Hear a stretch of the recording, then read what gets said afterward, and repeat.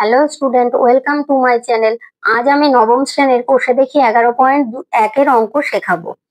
এই অধ্যায় শেখাবার আগে আমাদের রাশিবিজ্ঞান সম্পর্কে জানতে হবে, কারণ এই অধ্যায়ে আমরা রাশিবিজ্ঞান সম্পর্কেই শিখবো। তাহলে রাশিবিজ্ঞান কি? আমরা রাশিবিজ্ঞান সম্পর্কে জানবো, তাই প্রথমেই আমাদেরকে জানতে হবে রাশিবিজ্ঞান কি। রাশিবিজ্ঞান হলো এমন একটি শাখা যেখানে তথ্য সংগ্রহ, বিশ্লেষণ, উপস্থাপনা ও ব্যাখ্যা করা হয়। আর সহজ ভাষায় যদি আমরা বলি তাহলে বলতে পারি যে অনেক তথ্যকে সাজিয়ে গুছিয়ে বোঝা এবং সিদ্ধান্ত নেওয়ার বিজ্ঞানই হলো রাশিবিজ্ঞান। তাহলে আমরা রাশিবিজ্ঞান সম্পর্কে বুঝতে পারলাম।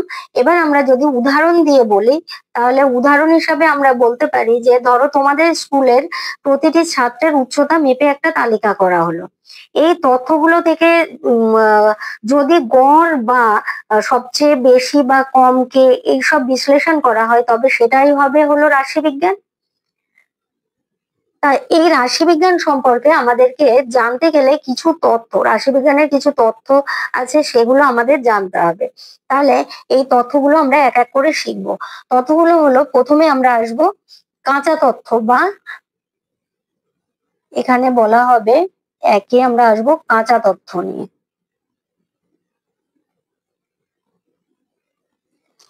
কাঁচা তথ্য বা তথ্য সংগ্রহ বা তথ্য রাশিও বলা চলে একে। এবার এই কাঁচা তথ্য কি?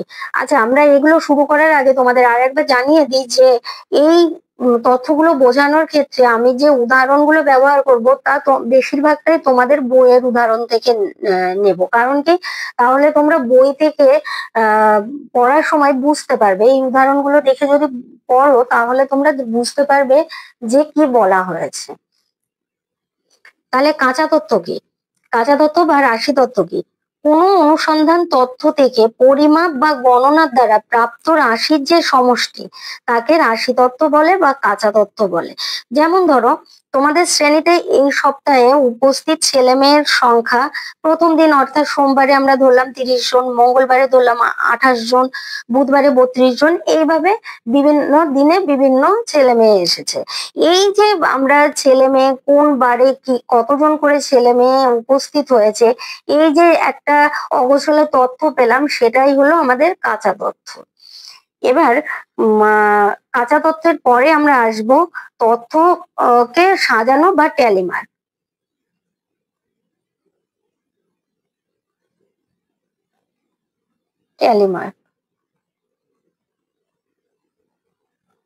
ট্যালিমার্ক সম্পর্কে আমরা আগের ক্লাসে জেনেছি, আজ আমরা আরেকটু ভালো করে জানবো ট্যালিমার্ক কি। তাহলে ট্যালিমার্ক আমরা কাঁচা তথ্য অনুযায়ী যখন সাজাবো তখন সাজানোর সময় চলের সংখ্যাকে একটি নির্দিষ্ট পদ্ধতি অনুযায়ী সাজিয়ে থাকি। সেটি হলো কি, চলের সংখ্যা ধরো কিভাবে সাজিয়ে থাকি তোমরা জানো নিশ্চয়ই, যে আমরা যদি কোনো চলের সংখ্যা যদি 5 হয় তাহলে সেটাকে আমরা কিভাবে সাজাই? 4টে দাগ দিয়ে তার মাঝখান থেকে একটা দাগ টেনে দিই। এটাই হলো এইভাবে সাজানো হয়। আবার কারণ কি, সেটাকে যদি আমরা 1 2 3 4 5 6 এরকম লিখি তাহলে সেটা কি হবে, সংখ্যায় অনেকগুলো সংখ্যা লিখতে হবে, বেড়ে যাবে, সেটা সময় সাপেক্ষ এবং মানে একটা জায়গার মধ্যে ধরাটাও সেটা অসম্ভব হয়ে যায়। তাই আমরা এই মার্কের সাহায্যে বুঝবো। তাহলে এখানে বলা হয়েছে 5 বলা হয়েছে, তাই এইভাবে লিখলাম। এবার যদি এর থেকে বেশি থাকে তাহলে আমরা কি লিখবো? ধরো যেমন 12 আছে, তাহলে 12কে আমরা কি লিখবো? 12টি চল 12 হলে সেটাকে আমরা কিভাবে লিখবো? 2 3 4 4, এটা হলো একটা মার্ক। তার মানে 5টা সংখ্যা আমার চলে গেল। এবার পড়ে থাকলো 7টা সংখ্যা, এই 5টা সংখ্যা চলে গেল, মানে 5 5 10 হয়ে গেল, আর এই 2, তাহলে 10 আর 2 12 হলো। এইভাবে আমরা যে মার্কের সাহায্যে এইভাবে কোনো তথ্য বা কোনো চলকে বোঝায় তখন সেটা হয়ে যায় ট্যালি মার্ক। এবার আমরা শিখবো হলো চল সম্পর্কে। চল জানবো, চল কি? চল হলো পরিবর্তনশীল সংখ্যাগত লক্ষণ। তাহলে পরিবর্তনশীল সংখ্যাগত লক্ষণকে চল বলে। যেমন ধরো পরিবারের দৈনিক খরচ একটি চল, যেহেতু পরিবারের দৈনিক খরচ পরিবর্তনশীল এবং দৈনিক খরচ পরিমাপ করা যায়, তার মানে পরিমাপযোগ্য হবে এবং পরিবর্তনশীল হবে। পরিমাপযোগ্য পরিবর্তনশীল সংখ্যাগত লক্ষণকে আমরা বলবো চল। তাহলে এই চলকে আবার দুভাগে ভাগ করা যায়। একটা হলো বিচ্ছিন্ন চল আর একটা হলো অবিচ্ছিন্ন চল। তাহলে বিচ্ছিন্ন চল কি? বিচ্ছিন্ন চল হলো যে চলগুলো একটা পূর্ণ সংখ্যায় থাকে। যেমন ধরো যে কোনো দেশের নদীর সংখ্যা, পরিবারের সদস্য সংখ্যা, এগুলো কি একটা পূর্ণ সংখ্যায় থাকে। এগুলোকে কখনো আমরা হাফ বা 1/3 বা 1/4 এভাবে লিখতে পারি না, বা পয়েন্টে আনতে পারি না, 1.2 বা 1.5 এরকম ভাবে লিখতে পারি না। তাই এই পূর্ণ সংখ্যায় যে চলগুলো প্রকাশ করা হয় সেগুলো হলো বিচ্ছিন্ন চল। আর অবিচ্ছিন্ন চল কি? অবিচ্ছিন্ন চল হলো যে চলগুলো যেমন উচ্চতা, ওজন, তাপমাত্রা, এগুলোর মান সবসময় নির্দিষ্ট থাকে না, আলাদা আলাদা থাকে। যেমন কি কারো উচ্চতা বা বা কারো ওজন, ধরো কারো ওজন হতে পারে যে তোমাদের ক্লাসে কতগুলো ছেলে মেয়ের মানে ওজন আমরা সংগ্রহ করলাম, তার সেখানে দেখা গেল যে কারো ওজন হয়েছে 20.5 কেজি, কারো ওজন হয়েছে 22.6 কেজি, এরকম হতেই পারে। তাহলে এগুলো হলো এগুলো দেখো পূর্ণ সংখ্যায় নেই, তাহলে এই চলগুলো হলো অবিচ্ছিন্ন চল। এবার আমরা পড়বো গুণলক্ষণ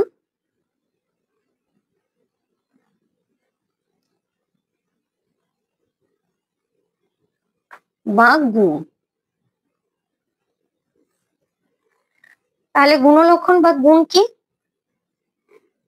গুণলক্ষণ বা গুণ বলতে আমরা বুঝি যে রাশিবিজ্ঞানে পরিবর্তনশীল লক্ষণকে গুণলক্ষণ বা গুণ বলে।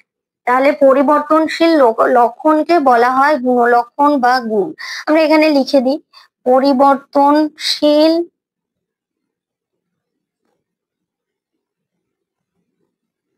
লক্ষণকে রাশিবিজ্ঞানে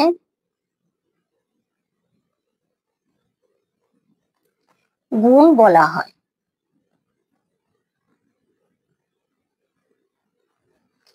যেমন উদাহরণ হিসাবে আমরা বলতে পারি যে কোনো বাড়িতে যতগুলো ইলেকট্রিক সুইচ থাকে তার দুটি অবস্থা থাকে, একটা জ্বালানো অবস্থা থাকে আর একটা নিভানো অবস্থা থাকে। তার মানে জ্বালানো নিভানো দুটো আলাদা আলাদা ব্যাপার, তার মানে এটা পরিবর্তনশীল একটা লক্ষণ। আবার দেখা যাচ্ছে কোনো বাড়ির সদস্যদের মধ্যে দুরকম রয়েছে, যেমন মহিলা আছে পুরুষ আছে, দুটো ভাগ আছে, তাহলে এটাও একটা পরিবর্তনশীল লক্ষণ। এবার আমরা বুঝবো সর্বোচ্চ ও সর্বনিম্ন মান।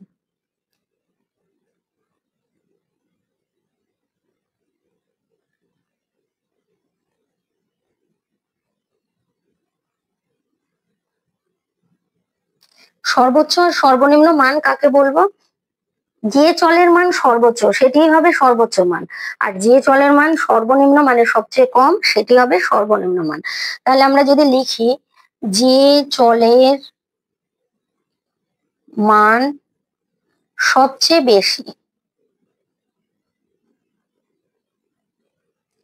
বেশি সেটি সর্বোচ্চ মান,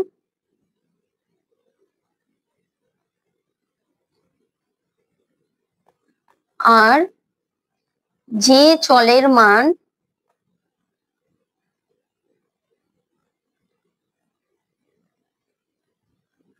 সবচেয়ে কম তাকে বলে সর্বনিম্ন মান।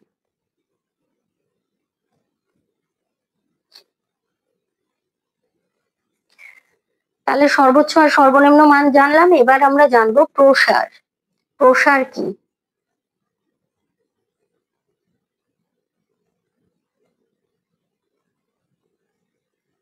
প্রসার হলো এই যে কোনো প্রদত্ত রাশি তত্ত্বের চলের সর্বোচ্চ আর সর্বনিম্ন মানের অন্তর হলো প্রসার।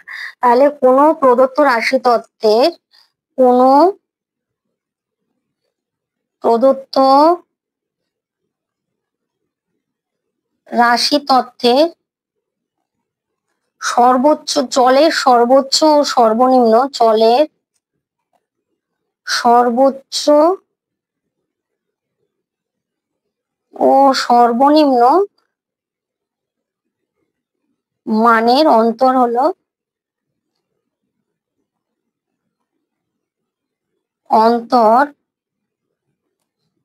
হলো প্রসার।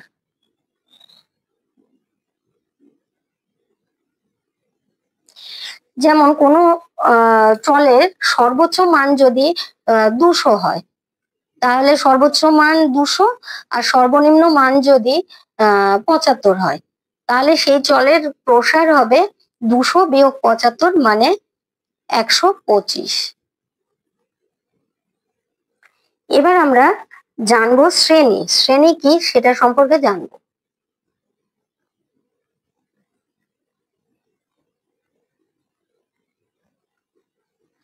শ্রেণীকে বিস্তৃত প্রসার আছে এই রকম চলের মানগুলিকে যতগুলো ভাগে ভাগ করা যায় সেই ভাগগুলোকে বলা হয় শ্রেণী।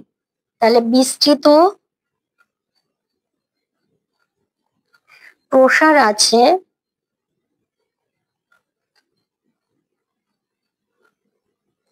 এই রকম চলের মানগুলিকে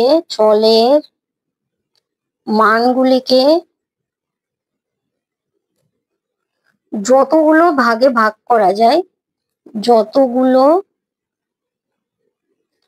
ভাগে ভাগ করা যায়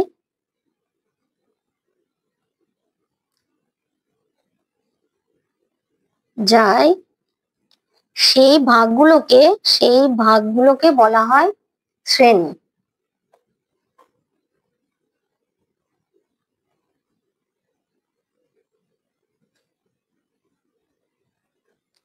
বলা হয় শ্রেণী।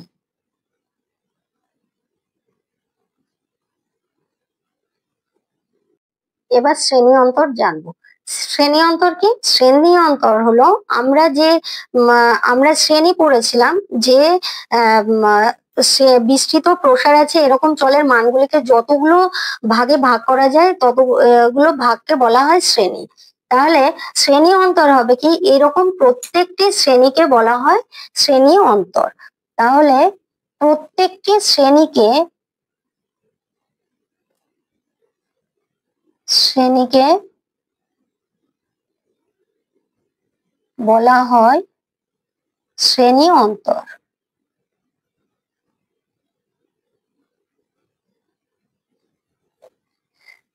আচ্ছা, আরেকটা আমরা কথা জানবো যে শ্রেণী অন্তরের সংখ্যা কতগুলো নেব। আমরা শ্রেণী অন্তরের সংখ্যা 5-এর কম এবং 30-এর বেশি হওয়া উচিত হবে না। কারণ আমরা 5-এর কম নেব না আর 30-এর বেশি নেব না। কারণ শ্রেণী অন্তরের সংখ্যা খুব কম হলে ভুল হয়, ক্রমশূন্যতা নষ্ট হওয়ার সম্ভাবনা থাকে। আবার শ্রেণী অন্তরের সংখ্যা খুব বেশি হলে হিসাব আমাদের করা খুব কঠিন হয়ে পড়ে। তাই আমরা শ্রেণী অন্তরের সংখ্যা কখনোই 5-এর কম আর 30-এর বেশি নেব না। এবার আমরা পড়ব শ্রেণী পরিসংখ্যা।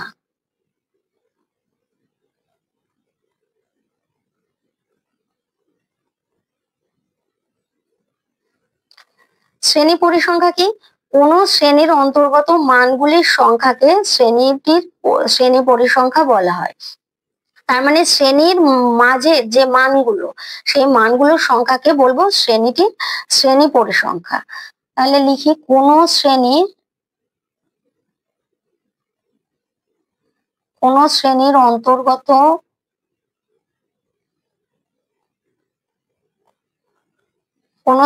অন্তর্গত মানগুলির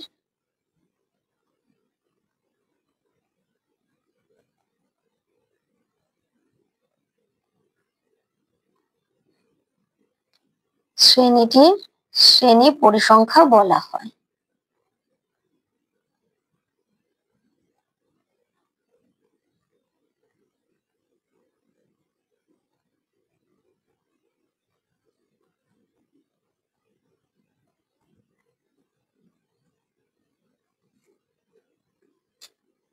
এবার শ্রেণী পরিসংখ্যা গেল, এবার আমরা শ্রেণী সীমা পড়ব।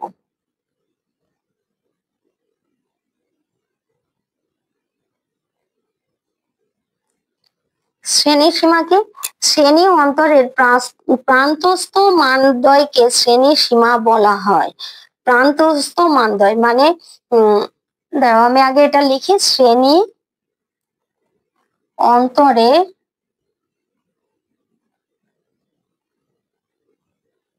প্রান্তস্থ মানদ্বয়কে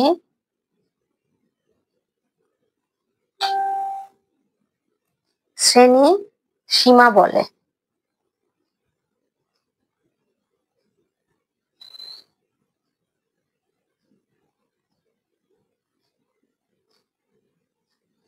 তাহলে শ্রেণী অন্তরের প্রান্তস্থ মানদ্বয়কে শ্রেণী সীমা বলে।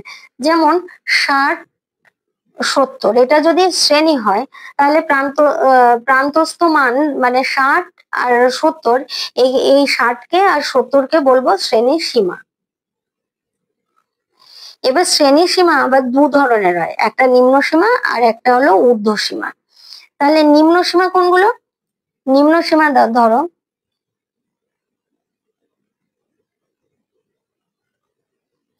নিম্ন সীমা হলো একটি নির্দিষ্ট শ্রেণী সীমাদের ক্ষুদ্রতর মানটিকে নিম্ন সীমা বলা হয়। ক্ষুদ্রস্থ মান মানে এখানে ক্ষুদ্রস্থ মান 60, এটাকে বলা হবে নিম্ন সীমা।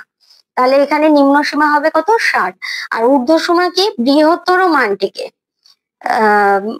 শ্রেণী সীমাদ্বয়ের ক্ষুদ্রতর মানটিকে বলা হয় নিম্ন সীমা, আর বৃহত্তর মানটিকে বলা হয় ঊর্ধ্ব সীমা। ঊর্ধ্ব সীমা সরি এটা হবে ঊর্ধ্ব সীমা। এখানে ঊর্ধ্ব সীমা হবে 70। এবার শ্রেণীর মধ্যমান বা শ্রেণী মধ্যক করবো আমরা।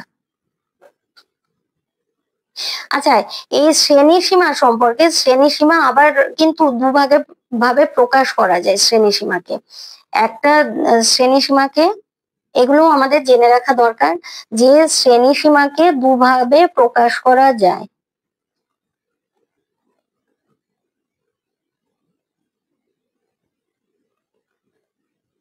দুই ভাবে প্রকাশ করা যায়।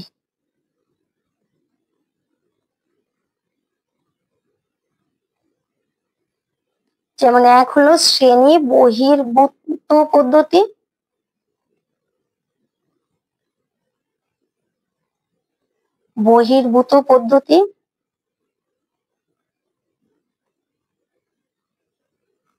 শ্রেণী বহির্ভূত পদ্ধতি কি? শ্রেণী বহির্ভূত পদ্ধতিতে প্রতিটি শ্রেণীর ঊর্ধ্বসীমা ঠিক পরবর্তী শ্রেণীর নিম্নসীমা হিসাবে প্রকাশ করা হয়। ধরো প্রতিটি সীমানার ঊর্ধ্বসীমা, তাহলে এখানে যদি 60, 70 হয় তাহলে পরবর্তী সীমার এখানে হলো ঊর্ধ্ব সীমা হলো 70, তাহলে পরবর্তী সীমার নিম্ন সীমা হবে এই 70, 70, 80 এরকম হবে। আবার ধরো এটা হলো ঊর্ধ্ব সীমা 80, তাহলে পরবর্তী সীমার নিম্ন সীমা হবে 80, 90। এটাই হলো শ্রেণী বহির্ভূত পদ্ধতি। আর শ্রেণী এর পরেরটা হবে শ্রেণী অন্তর্ভুক্ত পদ্ধতি।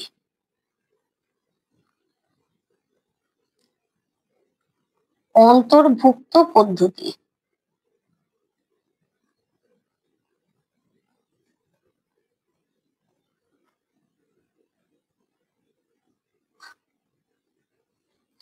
এবার এই শ্রেণী অন্তর্ভুক্ত পদ্ধতিতে প্রতিটি শ্রেণীর নিম্ন সীমা ও ঊর্ধ্ব সীমা নির্দেশক সংখ্যাগুলি ওই শ্রেণীর অন্তর্ভুক্ত হয়।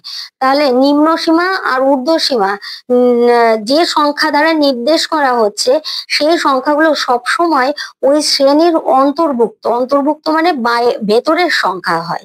যেমন ধরো এখানে 60, 69, আবার 70, 79, 80, 89। দেখো এর এই প্রতিটি শ্রেণীর নিম্ন সীমা আর ঊর্ধ্ব সীমা কি হচ্ছে, সংখ্যাগুলি শ্রেণীর অন্তর্ভুক্ত হচ্ছে। অন্তর্ভুক্ত মানে এর ভেতরে থেকে যাচ্ছে। তাই এগুলোকে বলা হয় শ্রেণী অন্তর্ভুক্ত পদ্ধতি। এবার আমরা শ্রেণীর সীমানা আছে, শ্রেণী সীমানা বা শ্রেণী সীমান্ত পড়বো।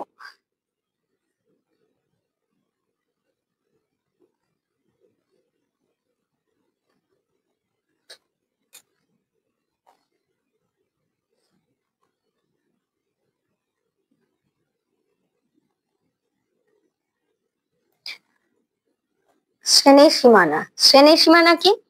শ্রেণী সীমানা বা শ্রেণী সীমান্ত হলো কোন রাশি তত্ত্বের ক্রমিক শ্রেণীগুলির শ্রেণী সীমাগুলির মধ্যবর্তী ফাঁক পূরণ করার জন্য যে সীমাদ্বয় পর্যন্ত কোনো শ্রেণীকে প্রসারিত করা হয় সেই সীমাদ্বয়কে ওই শ্রেণী সীমানা বা শ্রেণী সীমান্ত বলা হয়। তাহলে ক্ষুদ্রতর মানটিকে নিম্ন শ্রেণী সীমানা বলা হয়। এখানেও দু ধরনের শ্রেণী সীমানা হয়, ক্ষুদ্রতর মানটিকে নিম্ন শ্রেণী সীমানা বলা হয় আর বৃহত্তর মানটিকে ঊর্ধ্ব শ্রেণী সীমানা বলা হয়। তাহলে এই শ্রেণী সীমা থেকে কিভাবে শ্রেণী সীমানা আমরা পাবো সেটাই। তাহলে শ্রেণী সীমা থেকে শ্রেণী সীমানা কিভাবে পাবো সেটা আমরা এবার বের করব। আমরা ধরো কোন শ্রেণীর ঊর্ধ্ব সীমা ও তার ঠিক পরবর্তী শ্রেণীটির নিম্ন সীমার অন্তর হবে কোন শ্রেণীর, ধরি কোন শ্রেণীর ঊর্ধ্ব সীমা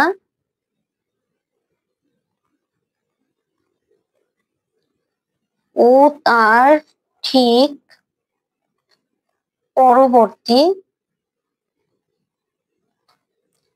শ্রেণীটির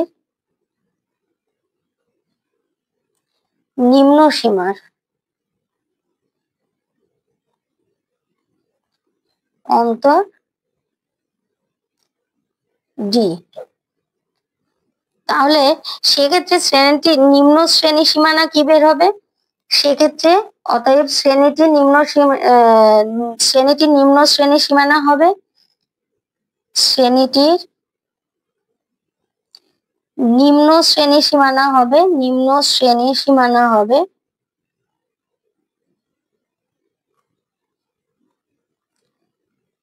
শ্রেণীটির নিম্ন সীমা বিয়োগ, তাহলে শ্রেণীটির নিম্ন সীমানার অন্তর ঊর্ধ্ব সীমানা আর নিম্ন সীমানার অন্তর বাই 2 মানে ডি বাই 2 এবং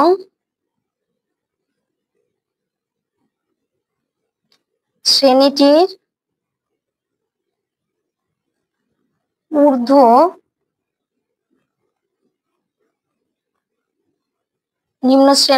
শ্রেণী সীমানা হবে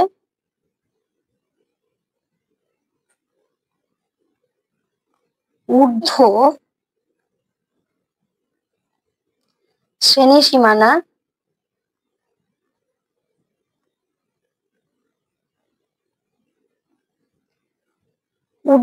সীমানা বের হবে শ্রেণীটির ঊর্ধ্ব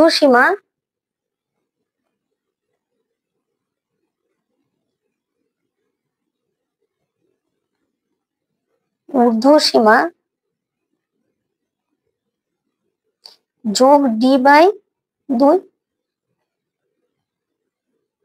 তাহলে বোঝা গেল শ্রেণী সীমানা কিভাবে আমরা বের করব। শ্রেণী সীমানা আমরা বের করতে গেলে আগে বের করব নিম্ন শ্রেণী সীমানা বের করতে গেলে আমরা বের করব শ্রেণীটির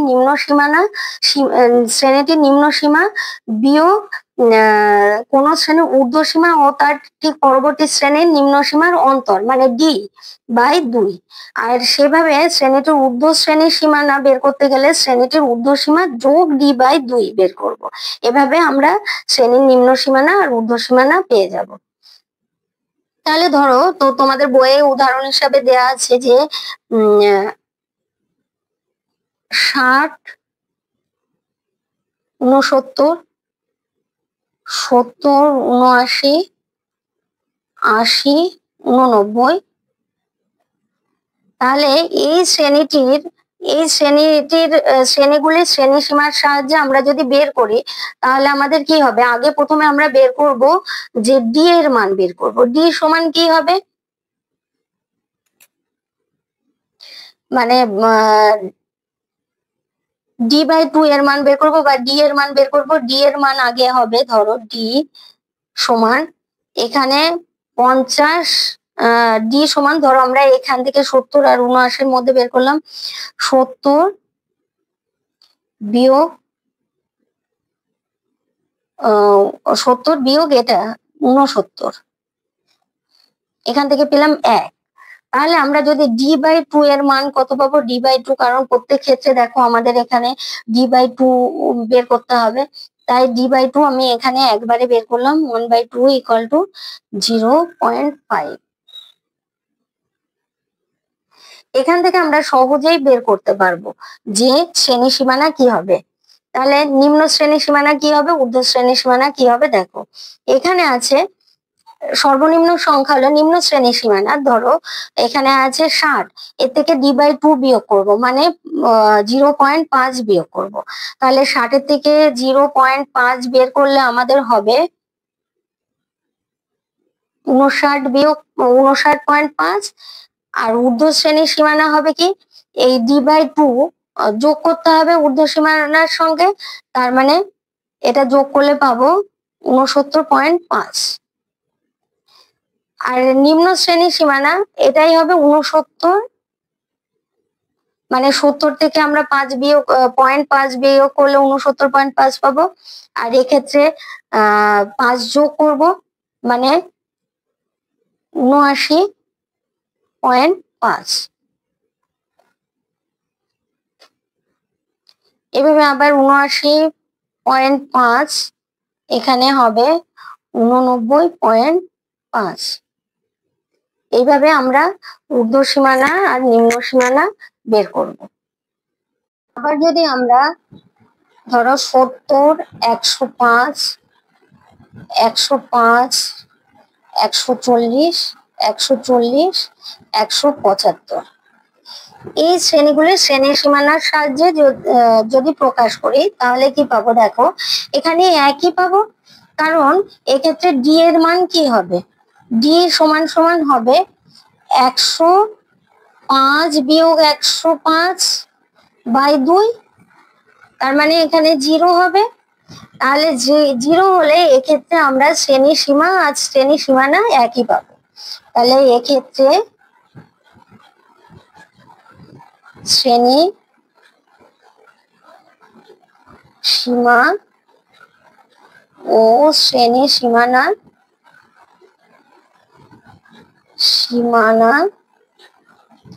একই হবে।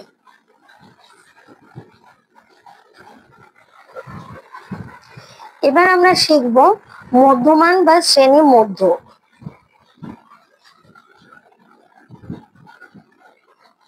এটা হলো মধ্যমান বা শ্রেণী মধ্য।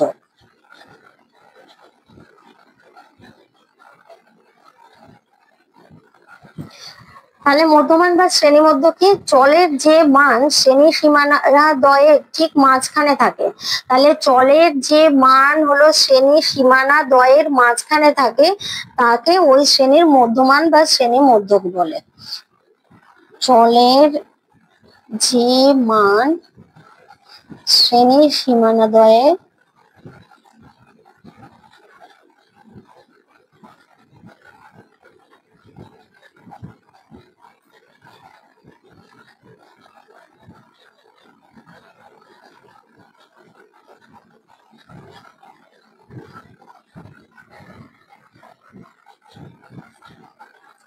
ওই শ্রেণীর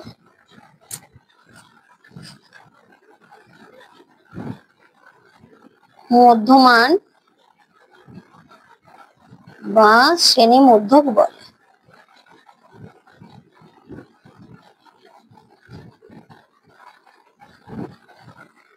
তাহলে কোন শ্রেণীর মধ্যমান কিভাবে আমরা বের করব, তাহলে অতএব কোন শ্রেণীর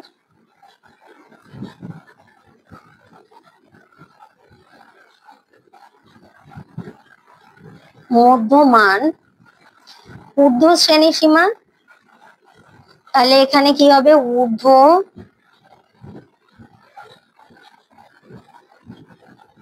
শ্রেণী সীমা যোগ নিম্ন শ্রেণী সীমা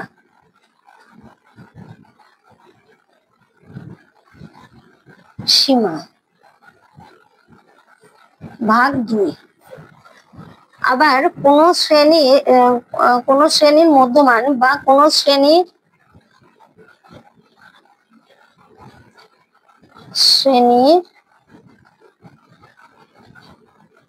মধ্যমান সমান কি হবে? ঊর্ধ্ব শ্রেণী সীমানা একই হবে, শুধু ঊর্ধ্ব সীমার জায়গায় ঊর্ধ্ব শ্রেণী সীমানা হবে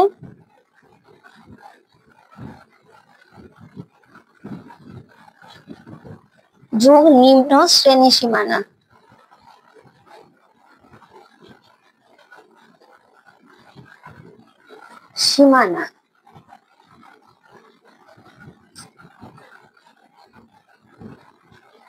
সীমানা ভাগ 2।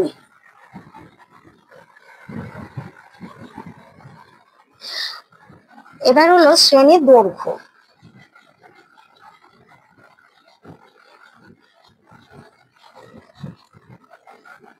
শ্রেণীর দৈর্ঘ্য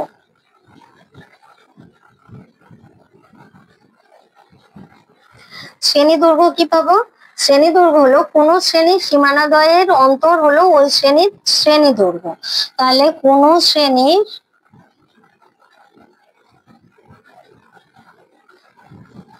সীমানাদ্বয়ের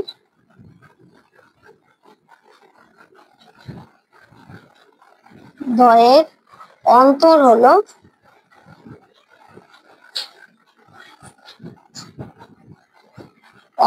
হলো ওই শ্রেণীর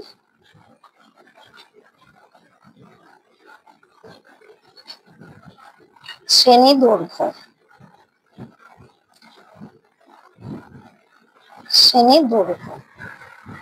তাহলে আমরা শ্রেণী দৈর্ঘ্য সমান কি লিখতে পারি? শ্রেণী দৈর্ঘ্য সমান ঊর্ধ্ব শ্রেণী সীমানা মাইনাস নিম্ন শ্রেণী সীমানা। ঊর্ধ্ব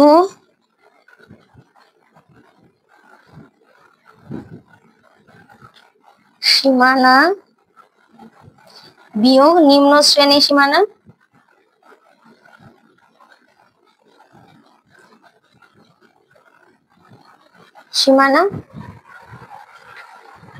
তার মানে ধরো এখানে উদাহরণ হিসাবে 60 আর 69 এর শ্রেণীর দৈর্ঘ্য কত হবে? শ্রেণী দৈর্ঘ্য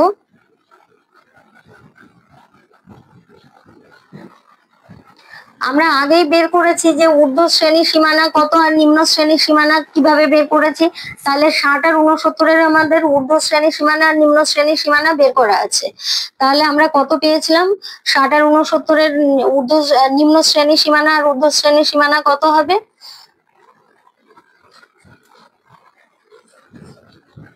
আচ্ছা, এটা এইভাবে না লিখে সরাসরি লিখবো। ঊর্ধ্ব শ্রেণী সীমানা আমরা ওখানে পেয়েছিলাম 69.5, এখান থেকে নিম্ন শ্রেণী সীমানা পেয়েছিলাম 59.5। তাহলে শ্রেণী দৈর্ঘ্য হবে 10। আমাদের আগেই এই 60 আর 69 এর ঊর্ধ্ব শ্রেণী সীমানা আর নিম্ন শ্রেণী সীমানা বের করেছিলাম আমরা, তাই সরাসরি লিখে দিলাম এখানে 69.5 মানে ঊর্ধ্ব সীমানা আর নিম্ন শ্রেণী সীমানার বিয়োগফল হবে 10। এবার আমরা আরো কিছু জিনিস শিখবো, যেমন ধরো পরিসংখ্যা ঘনত্ব, আপেক্ষিক পরিসংখ্যা, কোন শ্রেণীর পরিসংখ্যার শতকরা হার। এগুলো যদিও আমাদের এই মানে কোষে দেখি যে অঙ্কগুলো রয়েছে তার মধ্যে পড়তে হবে না, তবুও আমরা এটা জেনে রাখবো।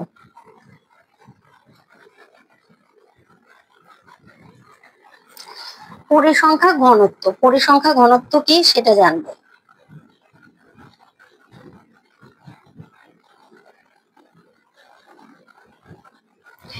পরিসংখ্যা ঘনত্ব হলো কোন শ্রেণী বিন্যাসিত রাশি তথ্যের কোন শ্রেণীর শ্রেণী পরিসংখ্যা ও ওই শ্রেণীর শ্রেণী দৈর্ঘ্যের অনুপাতকে বলা হয় ওই শ্রেণীটির পরিসংখ্যা ঘনত্ব। তার মানে আমরা কি পেলাম, আমরা এই সংক্ষেপে লিখে দিই, কোন শ্রেণীর পরিসংখ্যা ঘনত্ব, পরিসংখ্যা কি আমরা আগে জেনেছি, এবার পরিসংখ্যা ঘনত্ব সমান কি পাবো, আমরা যখন মানে সংজ্ঞা দিলাম তখন বলেছিলাম যে উক্ত শ্রেণীর পরিসংখ্যা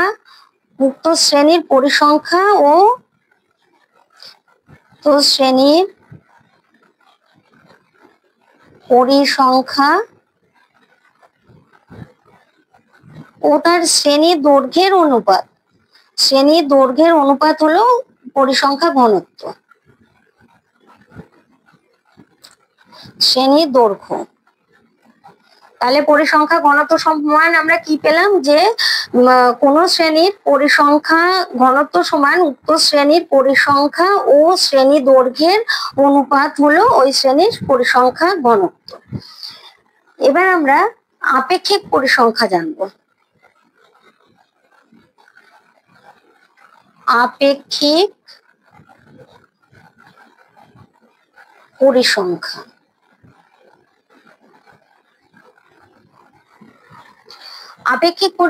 কি? আপেক্ষিক পরিসংখ্যা হলো কোন শ্রেণী বিন্যাসিত রাশি তত্ত্বের কোন শ্রেণী পরিসংখ্যা ও মোট পরিসংখ্যার অনুপাতকে ওই শ্রেণীটির আপেক্ষিক পরিসংখ্যা বলা হয়। তাহলে কোন শ্রেণীর আপেক্ষিক পরিসংখ্যা মানে উক্ত শ্রেণীর পরিসংখ্যা আর মোট পরিসংখ্যার অনুপাত। তাহলে কোন শ্রেণীর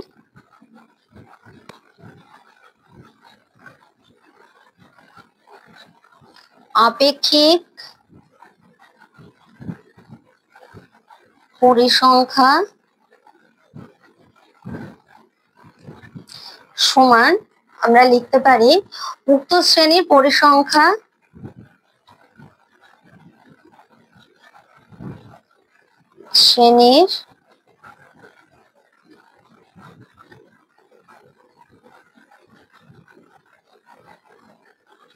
পরিসংখ্যা বাই মোট পরিসংখ্যা।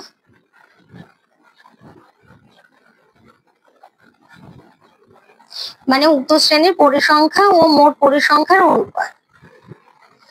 এবার আমরা শিখবো কোন শ্রেণীর পরিসংখ্যার শতকরা বা পরিসংখ্যার শতকরা হার।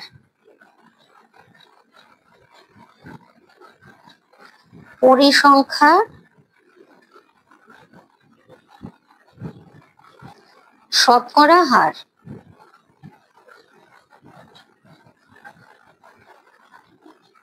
তাহলে কোন শ্রেণীর পরিসংখ্যার শতকরা হার কোন শ্রেণীর পরিসংখ্যার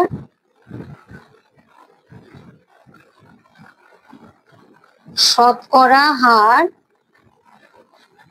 সমান, আচ্ছা এখানে লিখি, সমান উক্ত শ্রেণীর পরিসংখ্যা বাই মোট পরিসংখ্যা। তাহলে মানে আপেক্ষিক পরিসংখ্যা, তার সঙ্গে যদি 100 গুণ করি তাহলে আমরা শতকরা হার পাবো। আপেক্ষিক পরিসংখ্যা মানে কি? আপেক্ষিক পরিসংখ্যা হলো উক্ত শ্রেণীর পরিসংখ্যা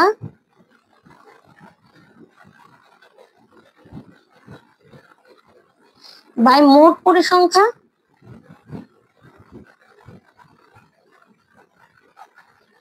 পরিসংখ্যা গুণ 100। এটাই হলো পরিসংখ্যার শতকরা হার। এবার শিখবো ক্রমযৌগিক পরিসংখ্যা বিভাজন। ক্রমযৌগিক পরিসংখ্যা বিভাজন কাকে বলে? যে পরিসংখ্যা বিভাজনে প্রত্যেকটি শ্রেণীর ক্রমযৌগিক পরিসংখ্যা দেখানো হয়। ক্রমযৌগিক মানে পরপর অনুযায়ী ক্রমযৌগিক পরিসংখ্যা দেখানো হয় তাকে ক্রমযৌগিক পরিসংখ্যা বিভাজন বলা হয়। তাহলে যে পরিসংখ্যা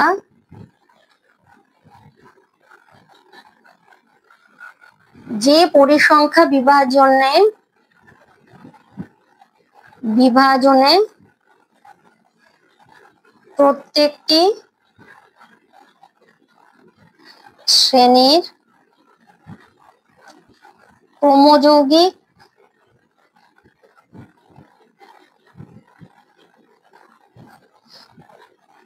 পরিসংখ্যা দেখানো হয় তাকে ক্রমযৌগিক পরিসংখ্যা বিভাজন বলে।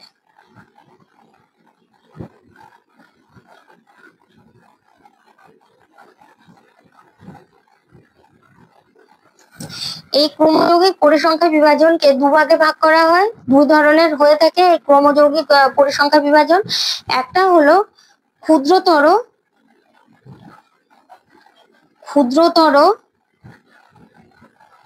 সূচক ক্রমযৌগিক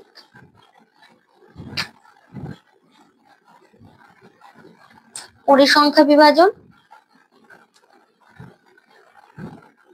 সংখ্যা বিভাজন।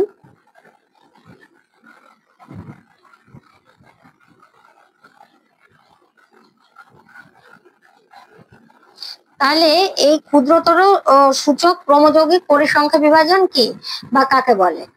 এই পরিসংখ্যা বিভাজন তালিকায় শ্রেণী পরিসংখ্যাগুলিকে ক্রমে পরপর যোগ করে নতুন পরিসংখ্যা পাওয়া যায়। তাহলে এই পরিসংখ্যা বিভাজনকেই আমরা বলবো ক্ষুদ্রতর সূচক ক্রমযৌগিক পরিসংখ্যা বিভাজন তালিকা। তাহলে এই পরিসংখ্যা বিভাজন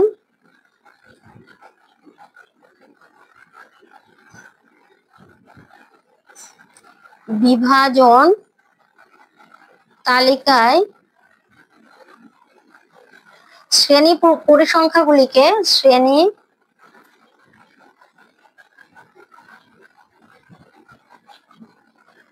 পরিসংখ্যাগুলিকে ক্রমে পরপর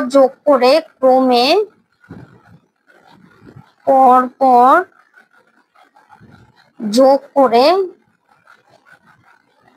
নতুন পরিসংখ্যা পাওয়া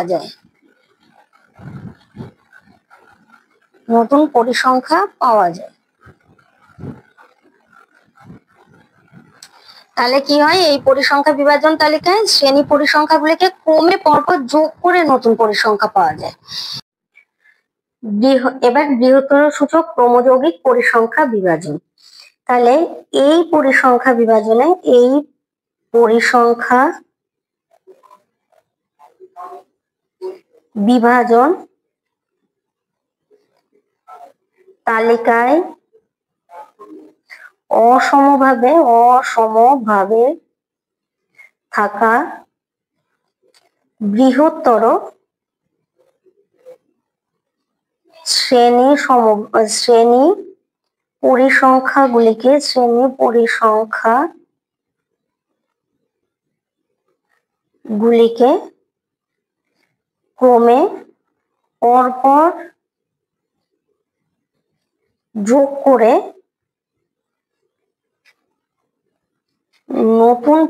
যোগ করে নতুন পরিসংখ্যা পাওয়া যায়।